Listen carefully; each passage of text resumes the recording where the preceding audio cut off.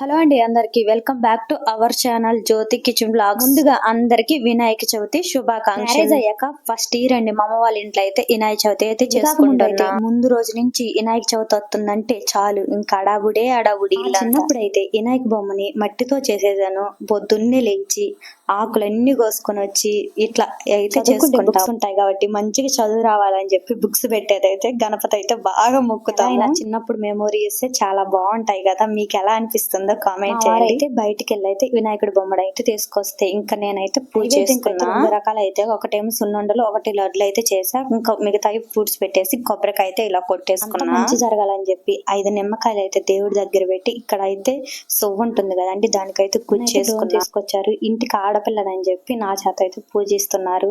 ఎప్పుడు మంచిగా జరగాలని చెప్పి కోరుకుంటున్నా. ఆడపిల్లలు పూజ చేస్తే ఇక్కడ మనీ అయితే పెడతారు కదా, ఇంకా నిమ్మకాయలు కూడా పట్టించి మంచిగా కోరుకుంటున్నా. మంచిగా రావాలి, మంచిగా జరగాలని చెప్పి. మీ ఇంట్లో పూజ ఎలా చేసుకున్నారో కామెంట్ చేయండి. మా ఇంట్లో అయితే ఇలా సింపుల్ గా చేసుకుంటా ఎప్పుడైనా. ఈ గణేషునికి ఇంకా ఆరతిని ఇచ్చేసి ఇంకా అందరికి కూడా ఆరతి అయితే ఇచ్చేసాను. ఇంకా నేను కూడా అయితే ఆరతి తీసుకున్నాను. వీడియో నచ్చినట్లయితే చిన్న లైక్ ఇచ్చి షేర్ చేసి సబ్స్క్రైబ్